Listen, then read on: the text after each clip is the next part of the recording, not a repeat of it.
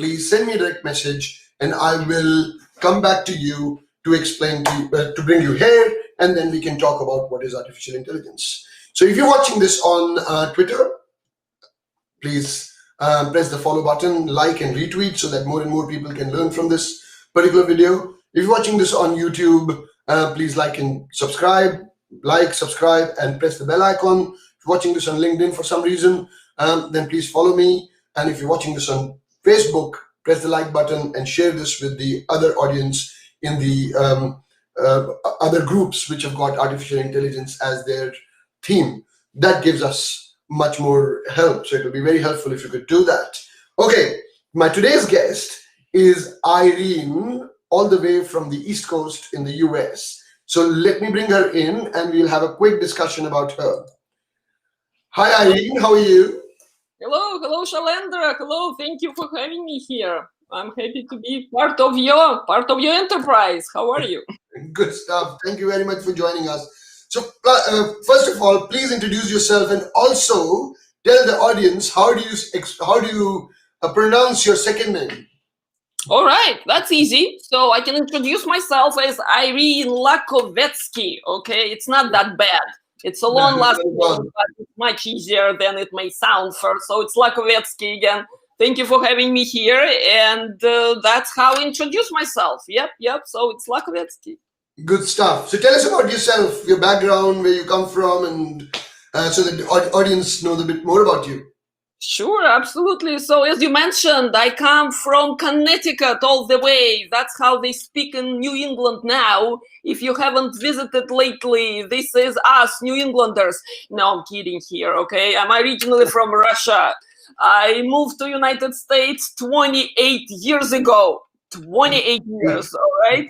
But because I was not a baby when I moved in, it was right after college, all right? My accent will stay with me. So if I speak in Connecticut these days, this is me. So thank you for letting me be part of your show, Shailendra. Good stuff. Okay, very quickly. So tell us, what is artificial intelligence in your point of view? The $1 million question. Okay, $1 million answer. Artificial intelligence. It's opposite of human intelligence. Okay, it's a set of computer capabilities to make machine think like us, to be like us, to replace us, or one moment augment us, maybe. So it is to help us, it's not to kill us. So I'm very much for pro-human point of view here, meaning that we do need all the tools we can handle. I look at artificial intelligence as a tool to help us to be more human, because we're not computers, okay? We cannot calculate very fast. I don't know about you. I'm kind of, slow at calculations, and I'm slow sometimes in picking the options, okay? I do into deep reflection, when I'm facing the choices. So I would like to be introduced, and kind of get some help from some recommender system. Someone who will tell me, Irene, I know you a little bit. How about, if your life will go this way today? What about if you pick this and that instead of? So to me, all jokes apart, right? It's amazing field of study by researchers, by practitioners, by industry experts, thinkers, philosophers even, okay? So to me, it's not a joke. It's an enormous topic, and I talk a lot about artificial intelligence with the people who are smarter than I am on my show, Stoga Talks. So self-promotion here, Shailendra. So thank you. How did you like the answer? No, it's very good, very good. Any use case that comes to mind about artificial intelligence? My point of view, first of all, is that when machines start mimicking human intelligence and behavior, that's what becomes artificial intelligence. Any use case that comes to mind for you to share with the audience? Sure. My car is parking better right now than I do. Not artificial intelligence, because I was never great at parallel parking. Okay, in the United States we have space. I always had place to park my car. I did not live in big city here. Okay, so I'm very spoiled this way. But when it comes to visiting cities, sometimes New York, other places, right, I have trouble. I don't have that knowledge or experience, right? So that car now, it drives for me. This drive assist is amazing. I was very skeptical. It holds the steering wheel for you. It reminds you, if God forbid you are crossing the line, if you are not stopping at the at the stop sign. Amazing.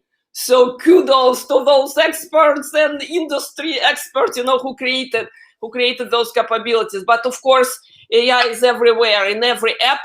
Like it, don't like it, everything we do, right? It does have some kind of AI recommender system that actually helping us with choices, what we're gonna eat, what we're gonna watch, how we're gonna entertain ourselves. Grammarly. I love Grammarly, helping with my English spelling and all the kind of creations I do these days, right? YouTube. Oh my goodness, their recommendations, their system is amazing. YouTube, if you hear me, please recommend Soga Talks to more people. But so to me, it's all about convenience, but it is about like really deep breakthrough achievements that humankind is about to enter.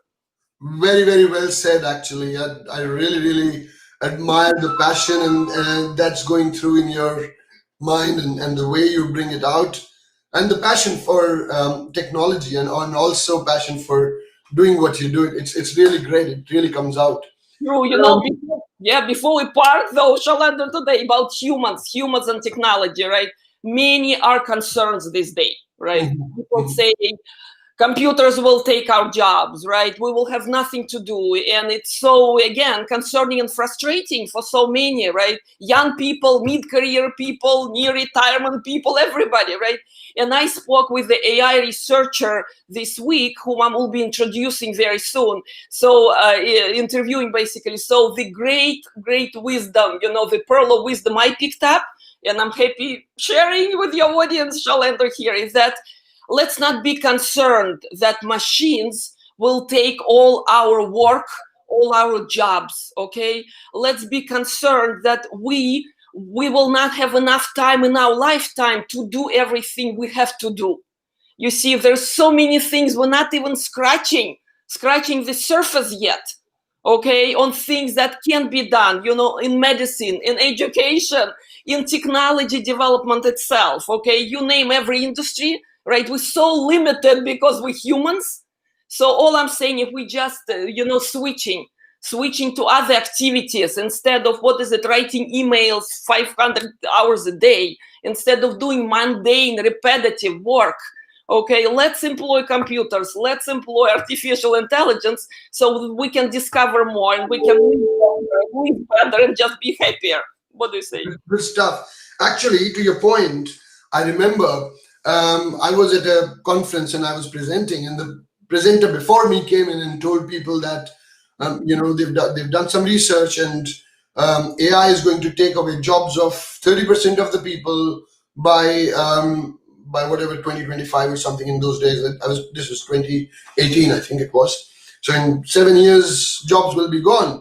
And I was next onto the stage. So I walked onto the stage and I started talking and said, well, the gentleman just said that 30% of the jobs will be gone. How many people would like to be in that 30%? And there was no one in the room that was raising their hand.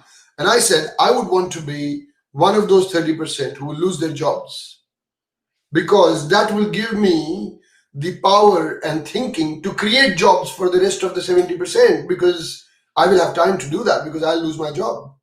I'll have time to think about others. At the moment, I don't get that time. So absolutely, people don't understand that it's not that AI is going to take away jobs. It's going to create so many jobs that we haven't even seen so far. I am there are so many jobs that didn't exist 5 years ago, and now they do.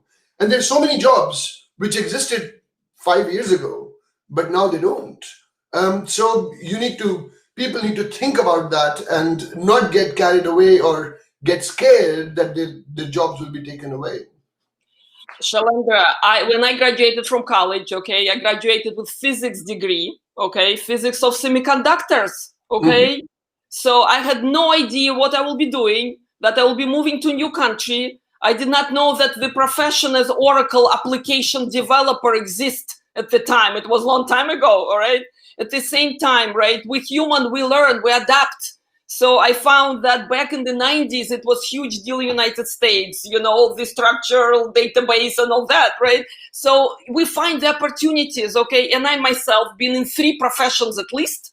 And I'm now a podcaster and YouTuber to some degree, all right? So that's another thing we pick up because I'm passionate about talking to people and I find technology helping me to do that. Yep. You know, so AI, right? Robotics, okay? Let them do things we don't want to be doing, all right? And let's create. So you and I creating something here. I love it. Good stuff. Thank you very much, Irene. Thank you for your time. It was a pleasure having you on the show. Thank you. Thank you. And I'll speak to you later. So guys, that was Irene all the way from Connecticut, and she shared her point of view of what is artificial intelligence. If you've got a point of view on what is artificial intelligence and want to share it with the wider audience, then please send me a direct message or say that in the comment section, and I will definitely reach out to you and we'll get you here so that you can share your point of view on what is artificial intelligence. But before I go, if you're watching this on Twitter, press the follow button. If you're watching this on LinkedIn, please press the follow button. If you're watching this on YouTube, please press the subscribe button and the bell icon. And if you're watching this on Facebook, please like and share with other groups that are artificial intelligence focused so that they can learn from what Irene had to say today, all the way from the US. So thank you very much, and I'll see you soon with the next episode of the